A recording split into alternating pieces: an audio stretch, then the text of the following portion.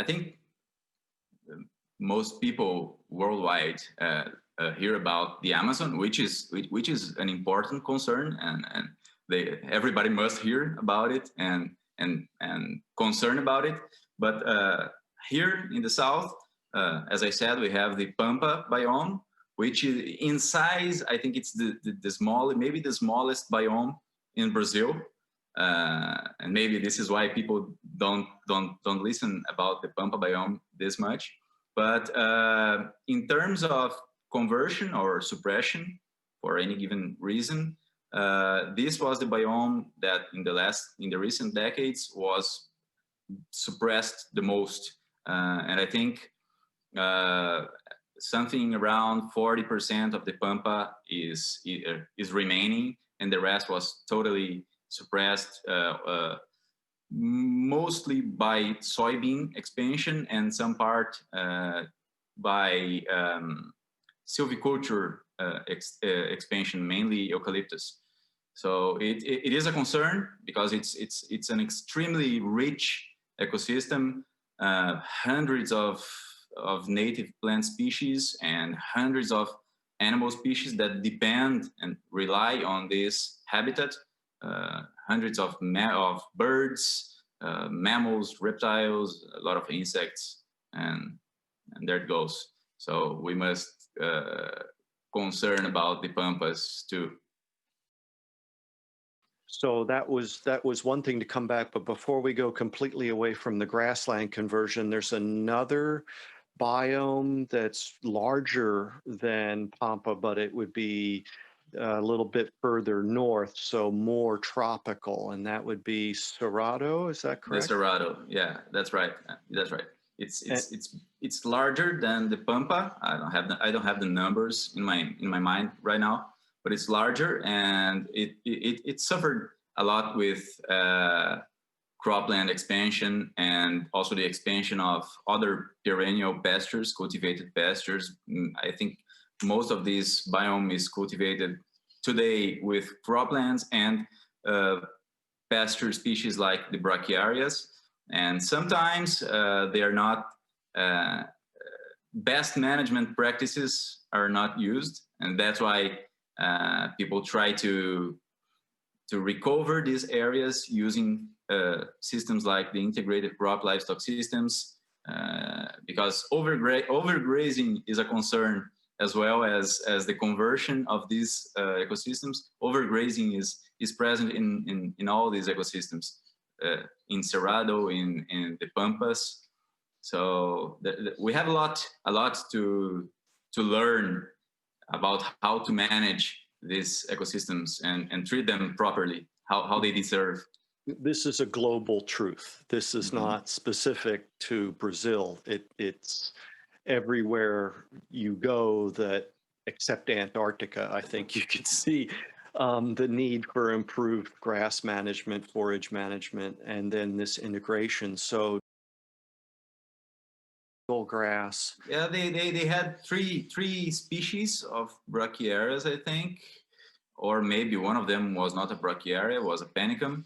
And it was a consortium with Caupi. Yeah, this is right. And they were trying to find which was the best mixture in terms of increasing the live weight gains of cattle in that place.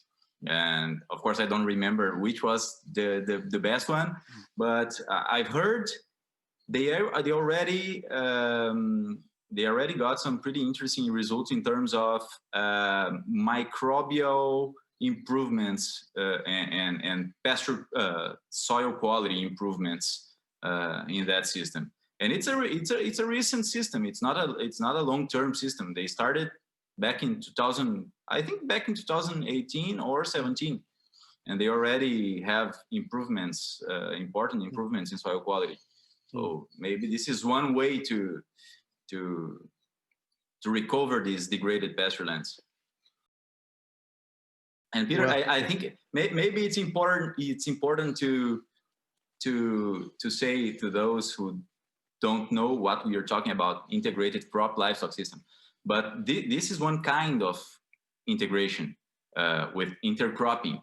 As you said, brachiaria was already growing within the rows of maize. We don't have, for instance, this kind of system, or at least it's not that usual here in the south. Here we have more kind of a crop pasture yearly rotation. So we have, let's say, soybean in the summer, and then the soybeans are succeeded by a winter annual pasture, and then soybean comes or maize comes. It depends on the degree of diversification that the system has. But the combinations, the possible combinations of crops and animals is as large as the number of species of plants and animal species that are being cultivated in these places. For instance, in California, where I did part of my PhD, they were starting with they are starting to improve the usage of vineyards with sheep grazing the understory vegetation of vineyards. Mm-hmm. So there are several possible combinations to compose an integrated crop livestock system. The important thing is to plan the system and not just throw the animals and the crops there. We must have a planning, trying and knowing that what we want is to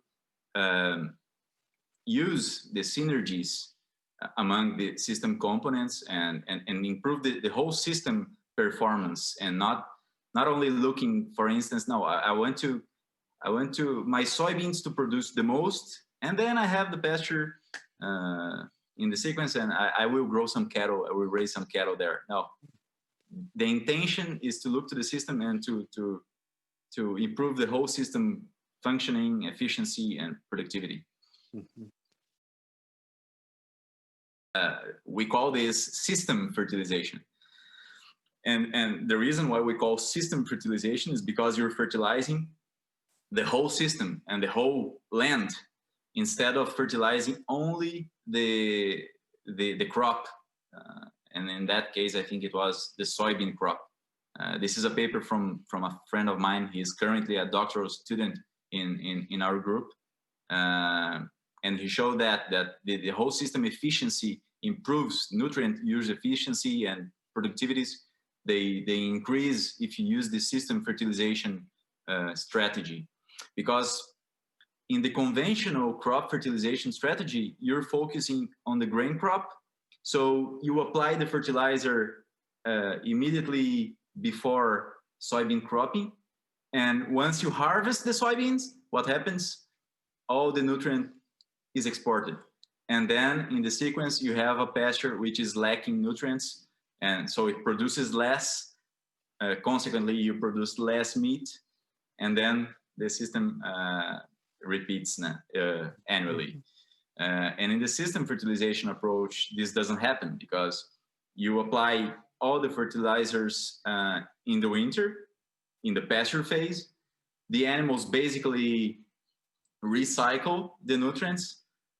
A tiny portion of the nutrients are exported, and then you come with the soybean without any fertilizer, and it produces the same. So you produce more pasture, more beef, and the same soybean yields. So and using the same amount of